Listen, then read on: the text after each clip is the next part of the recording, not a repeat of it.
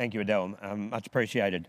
We should now move to the second question, and just again to take you through it, click Q&A, touch pattern, and wait for the question and click A or B. So William and Brian will now be joined by the five others, and as we have a bit of a roundtable discussion about it. From where you're sitting, I think that's your left, next to Brian. I'll go through it in that order. Kevin Dixon from Australia as Chairman of the Australian Patent Committee, Chairman of the Queensland Thoroughbred Racing Board. Next to him, Greg Purcell from New Zealand, Chief Executive of New Zealand Thoroughbred Racing, and he's on various international committees involved with grading and race planning. From South Africa, Robin Bruss, who's been involved in horse racing and breeding all his life. He's an owner, a breeder, an agent, an auctioneer, an author, television presenter. He's owned over 300 winners. I've got about 296 to go. So we look forward to hearing from you, Robin. And I just note that we did hear the South African anthem on Sunday, which I'm sure a lot of you enjoyed immensely. Nigel Gray, an international, but based in Hong Kong, has been a handicapper for 27 years, including in Britain and Hong Kong, and he's co-chairman of the World's Best Racehorse Rankings Committee. And at the far end, Carl Hamilton from the United States. Carl is chairman and CEO of the Jockey Club Information Systems, and he too is on international race planning and grading committees. So I'll take a seat now while we get started on this part of the discussion.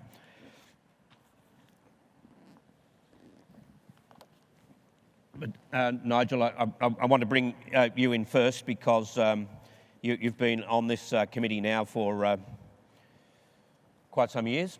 So could you just give us a sense of how it works and what are the basic principles that actually drive a rating system? Okay, thank you. As Brian mentioned earlier, official international ratings have now been published for 37 years. And so within that time, obviously, a structure and a level has become established. And that provides the context, the background for the international ratings, which form the fundamental part of the world rankings. There are 18 voting member countries, and we have an internet site, a website, into which all of the results of the major races throughout the world are input, and then all of those 18 nations can input their ratings on those races.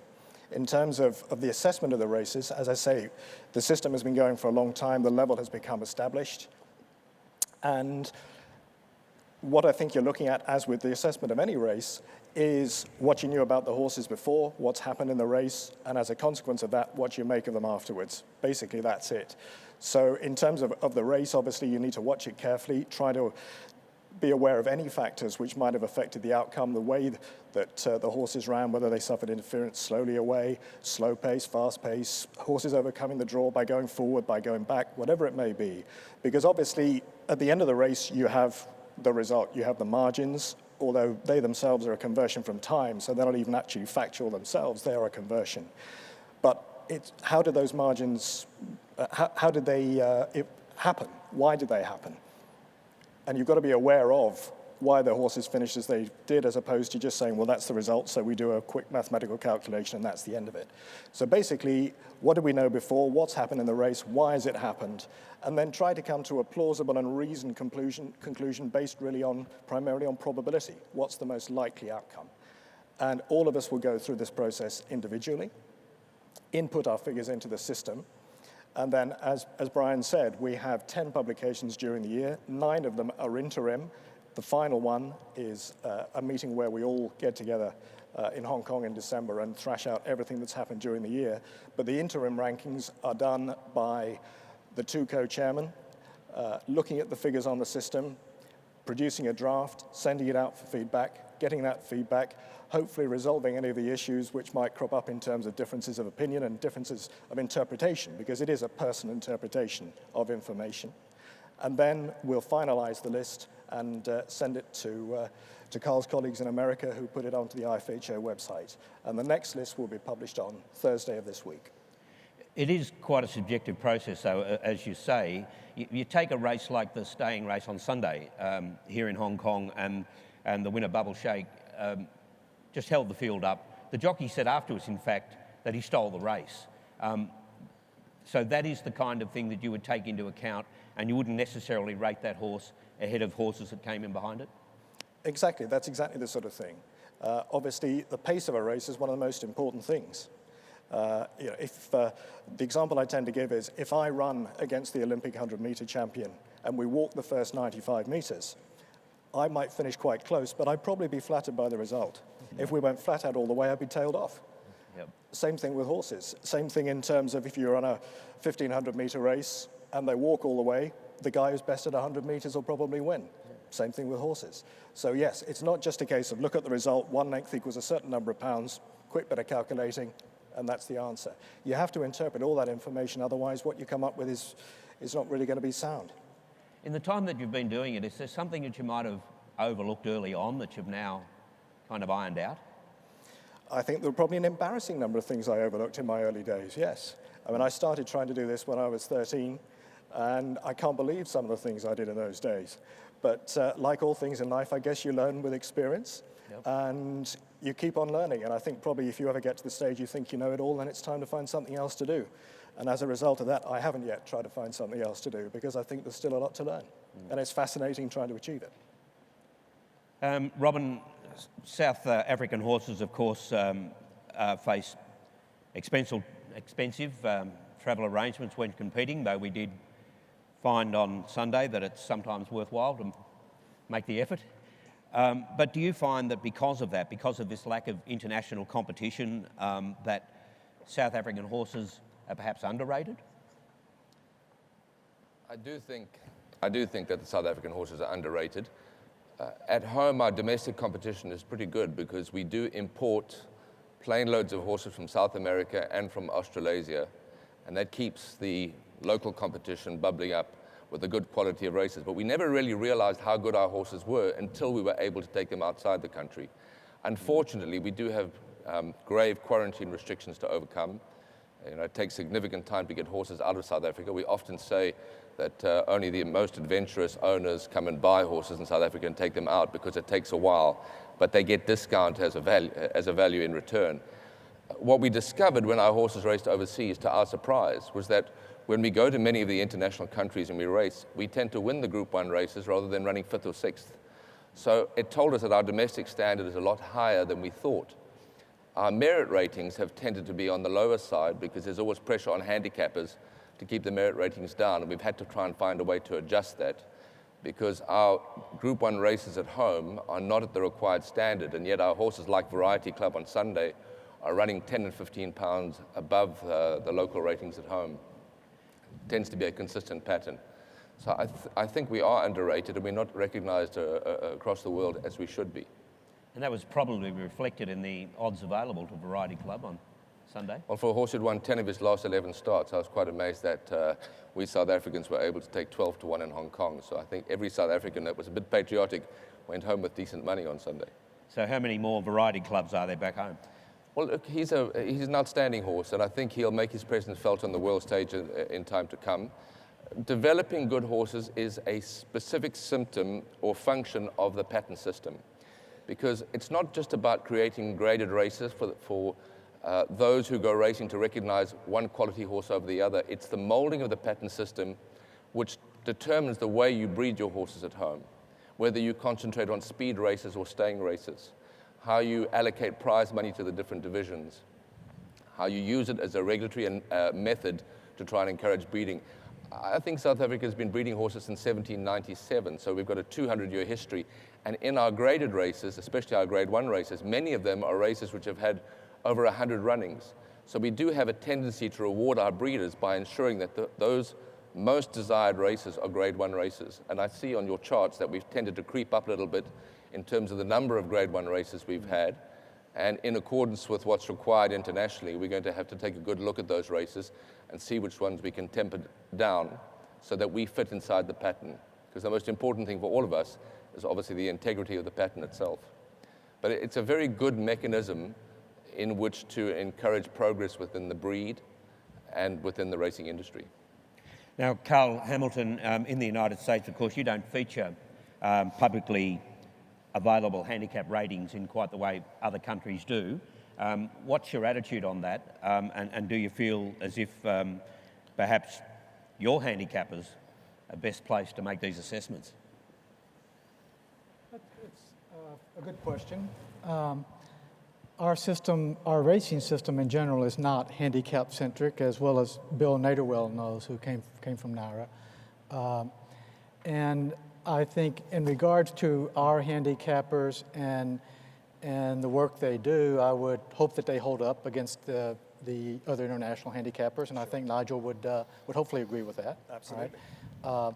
Because I think our handicappers worked long and hard, starting with Howard Battle, I guess over 10 years ago, to incorporate ratings on our horses in with international ratings. And it hasn't been an easy process, or it wasn't an easy process when it started, just as it hasn't been an easy process for South America or any other countries when they're introduced into the international rating system. But I feel our handicappers are definitely up to the job now. Sure. And when we saw one of the graphics earlier that showed the Group 1s, and the outstanding figure there was clearly the United States with about 110 or so. Right. Do you think that can be justified? I definitely think so, without a doubt. And while I haven't seen the percentages, and I don't know if that slide showed the percentages, when you look at we run nearly 50,000 races a year, I think it probably explains why that number was larger than any number on the screen. Mm. I think, Barry, on that as well, I think the United States system of assessing the quality of Group 1s is quite strict. I mentioned in my piece that the Breeders' Cup, when they introduced their second day on the Friday, the intention was to put a lot of these races straight in as Group 1s, and the Graded Stakes Committee in America resisted that in order to protect, as Rob says, the integrity of the pattern. And I think events since then have proven that some of those races were not Group 1s. So I think the 110 races has to be taken in the context of the overall number of races in the States. Now, Greg Purcell, let's talk about New Zealand, because, again, I think one of the features of New Zealand races is quite often when New Zealand horses are sold and they go overseas, they perform very well. Is there some disadvantage for being placed in New Zealand? Do you think you get the ratings that New Zealand horses deserve? I think New Zealand ratings have now been integrated with Australia into the ANZ rating system. So we've been prepared to fully integrate. So I think it's New Zealand ratings now on an international ratings basis are fairly appropriately justified, and we work directly into the Australasian system. But New Zealand is a trading nation of horses, and one of the issues that we all face in this discussion is the role of the pattern, and whether it is one for cataloguing purposes for the sale of horses, which was the original intent, or that now seems to be moving to one of quality control. So as a Part 1 member of the Blue Book, New Zealand has subjected itself through the Asian Patent Committee to the integrity structures that we're looking to build, and we clearly need to be part of that process. And you have done that and you've embraced it, but as a result though, how would you feel if the Patent Committee downgraded New Well, Zealand we horses? have to have our races go on their merits. We currently have 22 Group 1 events. 9 of those are currently under warnings, and we're happy to work through that process. We have confidence in the New Zealand horse, like everyone else does about their domestic horses, and you only had to go to the races on the weekend to see 33% of the horses at Hong Kong and Singapore are New Zealand bred horses, and they're performing very well. And domestically, we have 5,500 individual horses start a year, in more than 3,000 races. So, and we also have the 8th largest we're the 8th largest breeding country of thoroughbreds in the world. So, it's the graded stakes and compliance to the integrity standards are really important to ensure the integrity of our sales processes. And Kevin Dixon, from an Australian point of view, I think you've used the term in the past that there should be a level of tolerance, a degree of flexibility. What do you mean by that, and what is the perspective from Australia? Yeah, the difficulty that I see with the current way we approach the pattern and to the assignment of group status to races, and where I talk about flexibility, is that it's a process that was meant for a purpose. And it was largely about quality and breeding and being able to draw some way of comparing jurisdiction to jurisdiction for that purpose. What it's morphed into, though, over a period of time is a number of other uses which are well outside the original intention. And those uses are about locally trying to develop and encourage racing within a jurisdiction. In any sport, no matter what it is, you have the National League and you've got the kids in the park on a Saturday afternoon. And having the sport attracts them there in the first place. But what encourages them, sustains them and makes them try for better is to be able to play for the finals.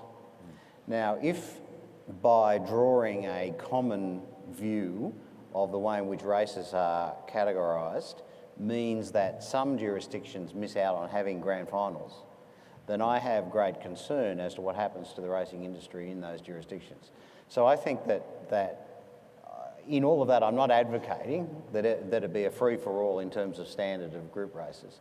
What I am advocating is that we need to come up with some other way to allow each jurisdiction to be able to funnel their industry, to allow them to strive for greater and to put on something to strive for, but not dilute or in any way downgrade the international rating process that has at its highest level the comparison of quality. And you know, in all things where you start off with one mechanism and you try to have it do 2 or 3 different things, it ends up doing one of those or sometimes all of those not very well. Has anybody got a view on that, as Kevin raises it? That they have no difficulty moving in that sort of direction? With like Bill, in your situation in Asia, I mean, it's still evolving in a sense, I guess, but is it a system that you think the industry is still coming to terms with? I think we've made a good start because with the adoption of ground rules, now when you compare the Asian Pattern Committee to Europe, you know, we're in our infancy.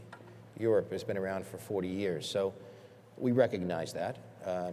But the fact that every member country has signed up and approved the ground rules was a significant step for us. And we've been at it now for nearly 5 years. We're making progress. We have a system in place now for upgrades and downgrades that we've all agreed to. To Kevin's point, though, I don't think, you know, talking about it more holistically, I don't think anyone worldwide is looking to take away grand finals. I think we need to respect that, especially in major racing and breeding countries. But we have to have a calibration or systematic methodology that really provides the right governance and quality control, I think, globally. Because I think as we start to go more international, you see now, even in races like the Melbourne Cup with the European influence, the championships in Australia, what's gone on now in Ireland that will happen this year, the races, the British Championship days in the UK, what's gone on in Japan is getting bigger, Hong Kong is getting bigger. We have to look at our big events, and when you look at 459 Group 1 races, they all can't be the same. And so we have to find a way, maybe to Kevin's point, to respect the grand finals, but find a way to rationalize how we really rate the other major races. But that comes down to the question, I suppose, too, of whether we have too many black types. Brian's view is no. What was the figure? About 3%? 3.3. 3% of the races are black type, 1.3% of them are graded races.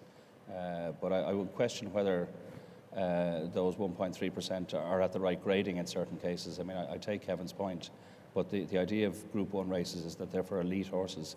You can't have, you know, opportunities for elite horses every week. And I think what we're all seeing now is the effects of globalization, whereas before we were all doing our grading and our ranking in a narrow regional or national basis. Now, because the business has become so global, we're now having to make that fit into a global context. And as Bill says, you know, the grand finals before they were taking place in Ireland on a county basis or on a province basis, they're now taking place on a national basis. So each country is developing its big days, and it's how the pattern system can evolve to cope with that. I think it would be very dangerous if we end up just having too many weak black type opportunities.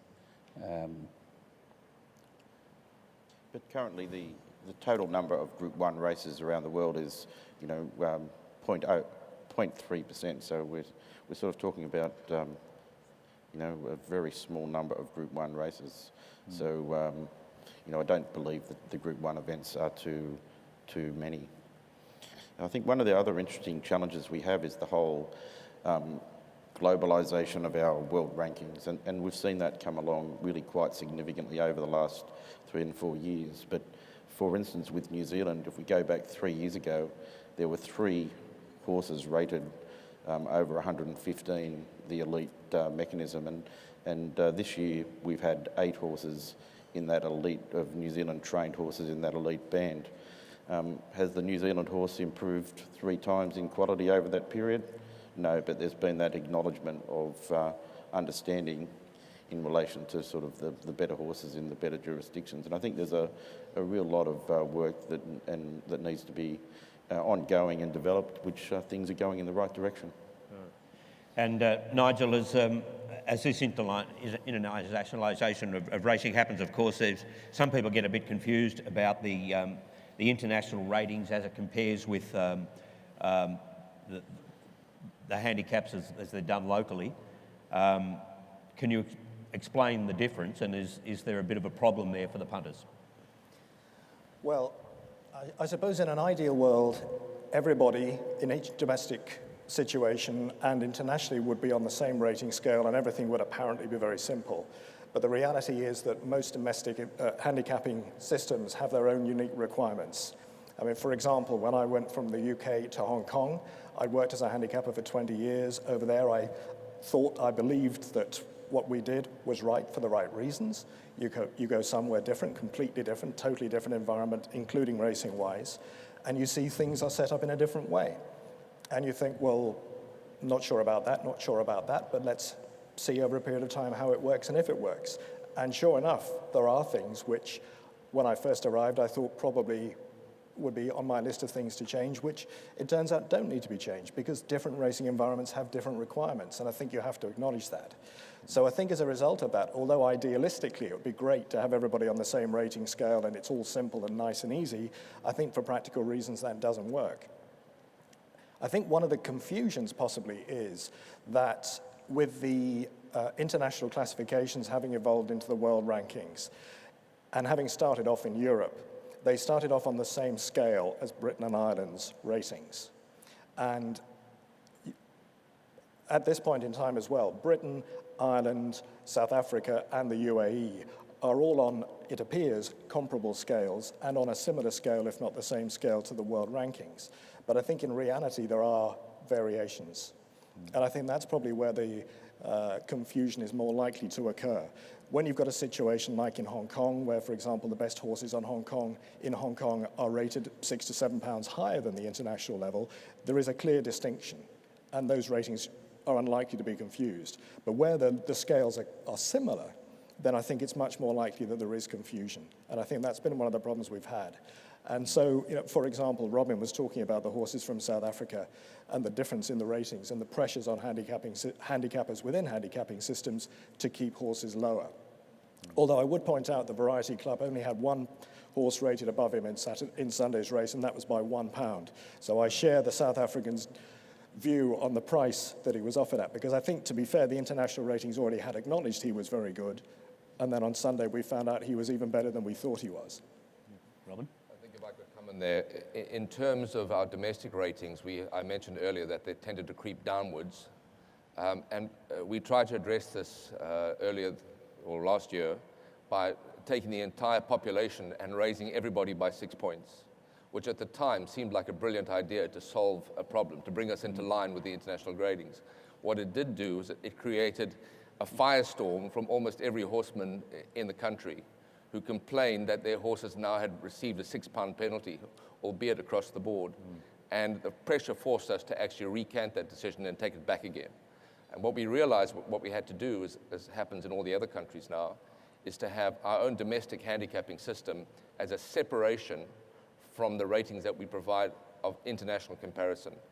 And we have enough horses racing internationally to be able to create that benchmark. So we have to have a two-tier system like, as I realize now, most other countries do. We had hoped that on a regular week-by-week basis that we would naturally conform to the international standards, but it doesn't work that way. Handicapping is done in a way which tends to creep the ratings down every year. I'm not quite sure why, but that's just the case that it is. Is there any contrary position to that, the two-tier system in any of the countries now? I think it's the two-tier system is the norm for most racing jurisdictions. So there's a domestic rating system which actually integrates to your race programming and eligibility systems. So it really is trying to place horses that race against each other on a weekly basis at a fair position at their next start, so the races are competitive. Where the international ratings, which Australia, New Zealand, Hong Kong, and most other jurisdictions around the world actually have two separate domestic ratings basis for, eligibility system and rating between horses domestically, and then an second international rating for the elite horses, which can be placed at the same scale as the international rankings around the world. So they very much do two different jobs. One's to measure in parity all horses at the elite level. The other is actually for domestic racing and programming conditions. Well, I think that's going to be necessary to continue those and probably strengthen both of those tiers of ranking. You've got to remember that horses run at different times during the year in different parts of the world. They're at their peak levels at different times of the year in different parts of the world. So it would depend on when you take those ratings.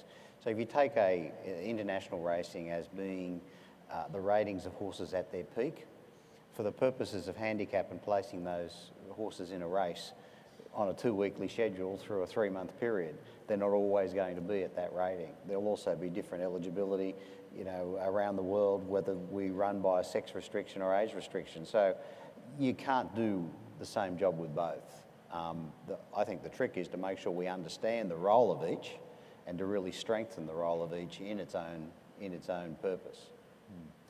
Now, what about this question that's been raised about the super races? Is there an advocate here for that, or is it all too new and we're still trying to get our heads around the idea? Bill?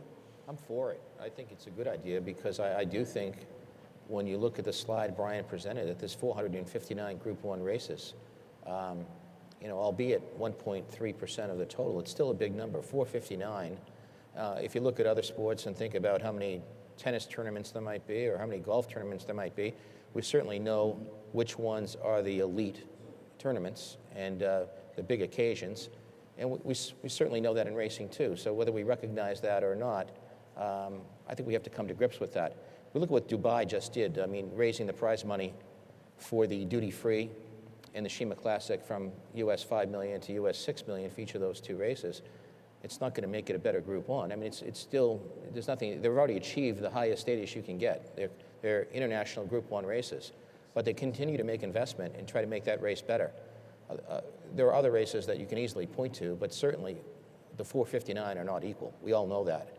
And so to recognize some as super Group 1s, until we can really get our house in order, which is going to be to bring that number down to, maybe we take off 10 or 20% over some time. But it's still, even if it's at 400 races, certainly we know which are the top, whatever the number is going to be, wherever the cut is, whether it's 20, 50, or 100, we have a pretty good idea which races those are, and I believe they should be recognized. Kevin, the word super is starting to come into all sorts of sports now, and they're trying to crank it up a bit. Do you see any value in Australia for a super Group 1? Yeah, I have a fundamental agreement to the concept. I don't like, it's interesting you pointed out, I don't like the word super Group 1, because all we end up with is a argument around the world about which ones are super Group 1s and not.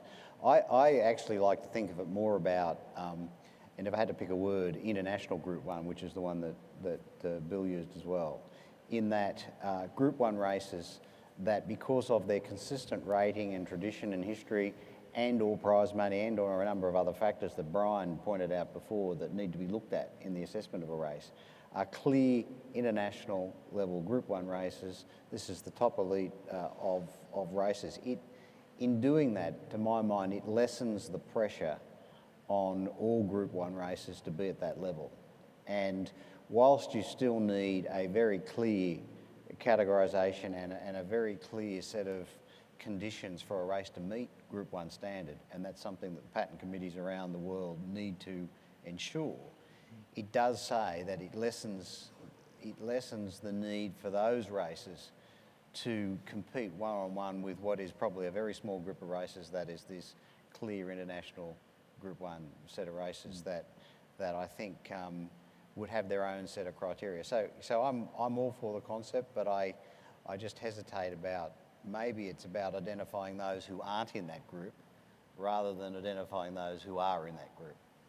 There's got to be a marketing value there somewhere, isn't there? But I think the reality is that, you know, whatever iconic Group 1 races around the world, it's already there. I mean, you know, from a New Zealand perspective, it's the New Zealand Derby, and New Zealand trainers then want to win the Melbourne Cup and the Golden Slipper, the Cox Plate. They're the iconic Group 1 races in Australasia from a New Zealand perspective, including the Arc de Triomphe and the Breeders' Cup and the other races around the world. The ones that everybody knows are clearly there now. So I actually think clearly, you know, for quality purposes, they are our genuine international events. I think too that we have to challenge race administrators right around the world to be a little more creative about how they market events. They've largely fallen into the trap, I think, of saying, okay, my big days are when I'm running a Group 1 and therefore I need more Group 1 so I can have more big days and more big crowds. That's not necessarily the case, but you've got to be a little smarter about it. I mean, if I take the example in Australia of Magic Millions Day, there's no black type race on that day, but you know, it's one of our biggest race days that we have in Australia. And it's, you know, there are some fair marketing geniuses behind that concept. So I think that's what we have to do is we can't rely on black type as the thing to which we promote racing. It helps a lot, but it can't be our sole reliance. I think that's the key point. I mean, the Melbourne Cup wouldn't be a super Group 1 within the category we're talking about, and yet it's the most famous, iconic race in Australia. So I think the case for super Group 1 races is a separate issue from the grading of races. You know, these races largely will identify themselves. If you're going to say, okay, within that category of 459 races, Group 1 races around the world, we're going to identify 50 of them as elite races. You know, you have 409 that you're saying you're second class to some extent. I think our view in Europe was that we needed to do work in getting the quality control over Group 1 races in general, and then focus on promoting the horses as opposed to the races. The races identify themselves. There's an international circuit of major races developing, and that's a marketing challenge and a promotional challenge as opposed to a grading challenge. We felt the focus was better on promoting the rankings, promoting the leading horses in the world who will compete in the leading races in the world, some of which will be promoted as major international festivals, some of which will be ordinary Group 1 races. Do I tell, you know, the Curragh, you know, the Irish Derby is not a super Group 1, but the Irish Champion Stakes at Leopardstown is, or everyone else will have the same issue? I totally agree with that. You know, I think that our efforts might be better spent on doing a lot of other things rather than trying to further refine that 0.3% that we were talking about, right? You know, because if we have a super Group 1, do we need a super duper Group 1? You know, I don't know where it quite ends, you know. And we have to put the Prix de l'Arc in a category of its own. I would still debate it because I think the Melbourne Cup, because of the prize money and because of the great significance that race has historically, not just within Australia, but recognized worldwide, I think we can make exemptions that would make good sense. And I still struggle with the idea that, you know, when you look at 459 and think they're all called Group 1, and it's a cookie-cutter approach. No, I agree with you, Bill, about the 459. I completely agree with you, but I think what you're saying is separate from grading, because the Melbourne Cup will never be a Grade 1 in a cataloguing standards book because it's a handicap. You know. I'm not saying it would be Yeah. super Group 1, Sure. whatever the category, but because of the race is the Melbourne Cup, the race that stops the nation, the Yeah. prize money is there, and the significance is there. We could make sense of it that would make sense to the public and help promote the sport. Yeah, but internationally. I totally agree. But that, to me, that's a marketing promotional challenge as opposed to something for race graders or race planners. And I think this point is precisely the point I was trying to make before, in that we've got one mechanism we're trying to use for two purposes. And you aren't going to be able to do that when those two purposes have fundamental things that make them at odds with each other. And so I don't know whether we move down a path over the next 50 years that develops a separate set of rankings that talks about the goodness of the race and whether you're going to get lots of people there, or one that keeps the purity of the breeding and quality standards that the current system was designed to do, but is now trying to be used for another purpose. And I don't think there's an easy answer to that. What we try to do is work within that, but we certainly have to challenge to say group racing is not about promoting the event. The Melbourne Cup was the Melbourne Cup a long time before we worried about whether it was Group 1, 2, or 3, or 4. And we need to be doing more of that and not just being lazy in a sense and saying this is the mechanism we're going to use for everything. I think that's right, because another issue in the same vein is field size. That you could have a race that consistently attracts 5 or 6 runners over the years, rates very highly because 2 or 3 of those runners each year are very highly rated, and yet it's small fields is a turn off for the race going public. So while to a purist and on paper this is a Group 1 race and it's going to carry lots of black type in the catalogue, to a racegoer or to a punter, where you have a series of odds-on shots, odds-on favourites, it's not appealing. So I think Kevin's right. Looking at this issue of Group 1s, can we start with the premise about the purpose of a Group 1? In domestic competition, a Group 1 race is a championship race. It's what every breeder aspires to breed, the winner of, and it's what every owner aspires to win. So the importance of Group 1 in your domestic competitions is absolutely vital and critical to the development of that particular industry. Now, I look at the percentage of Group 1 races around the world, and I hear this figure of 459 out of, I don't know how many hundreds of thousands of races there are. It's not a particularly big figure to me. In the percentages internationally, I'm looking at Argentina, Brazil, New Zealand, South Africa. Our percentage of Group 1 races is higher than the percentage in England and France. And that seems to be a bit of an anachronism. Why should we have a higher percentage than they do?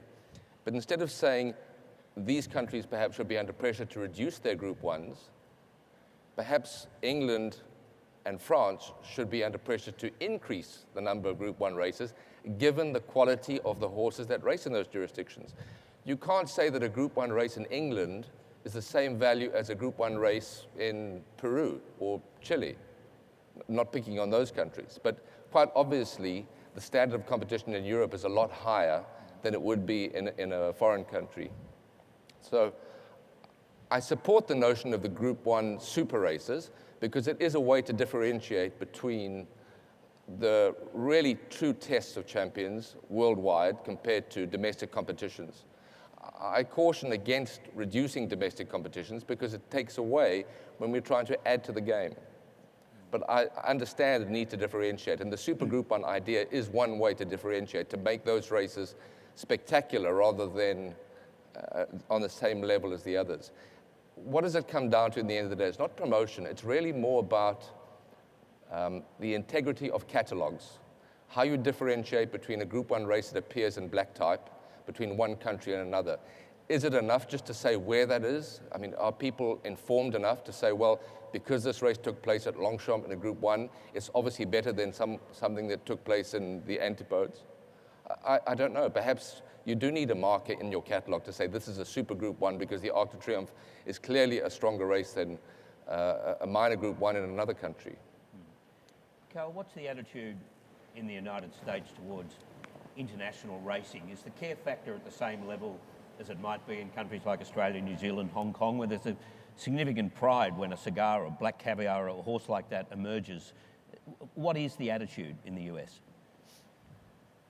Well, you know, I think quite often we're accused of being a little domesticated in our racing, and we have some people who are, especially maybe in some of our regional markets. But I think we also have a segment of owners, breeders, and industry participants that are very interested in international racing, and it's quite important to them. You know, again, when we have a cigar or a horse that does extraordinarily well internationally, I think that there's a significant portion of our market that takes great interest and great pride in that. Just finally, it's not really on the directly on this topic, but we were discussing earlier about how racing can be improved, and people are talking about getting young people in, or whatever the approach might be. But it appeals to me, or it just strikes me, that the story is so much a part of racing. If you can develop the story that feeds into the whole romantic idea of horse racing. And Carl, the story out of the Kentucky Derby, that's sort of what I'm talking about here, that you get an $8,000 mare taken to a $2,000 stallion, finishes up in a one-horse stable, and they win the Kentucky Derby in front of 164,000 people. Now, that's the story. And it just seems to me that's the missing ingredient here. We should never lose sight of the stories that exist in racing, and we ought to be promoting them more. No, you sure? You know, I mean, when I just this morning on CNBC, the Asian version, or the version that's on the hotel here, they have the owner of California Chrome on CNBC. All right.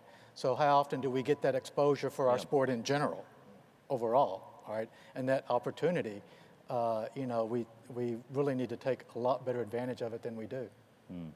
Barry, in a smaller way in Hong Kong, I'd say 98% of the horses here are geldings, so they have long careers in Hong Kong.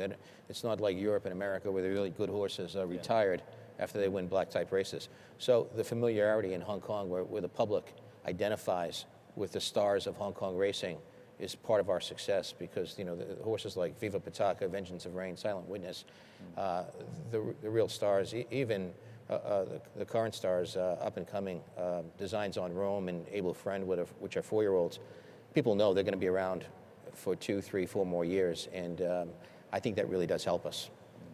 It's the difference at home between the popularity of national hunt racing, where, as Bill says, the horses appear as 3 or 4-year-olds and are there for 6 or 7 years, and flat racing, where, you know, See the Stars, probably the best horse we've seen, you know, in years in Ireland. He retires after 9 runs, you know, so it's hard to tell that story. That's why I think the rankings are a huge leap forward, because now you have a global measure of quality, and you know, you can promote those to a new audience. It's simple. This is the best horse in the world at the moment is a Japanese horse. Next month it may be a Hong Kong, an Australian or American horse. So I think they're a very powerful tool to tell the story. So Bill, just summing up this session then with the pattern, you feel as if there are challenges ahead, but real progress is being made? I think so, and I think it's important that we continue that progress and really work together within our own regions. It's great to, as Brian put on his slide earlier, how many, you know, with South America, the Americas, Europe, and Asia all participating. We have an annual meeting, ERPAC meeting in October in Paris. I think it's important that we all work together and try to help each other get there. Because in the end, as I mentioned in our opening remarks, it is information that really is relevant to, you know, everyone who participates in the sport, from an owner to a customer. So integrity, quality control, they are critical things that we need to address. Please thank our truly international panel.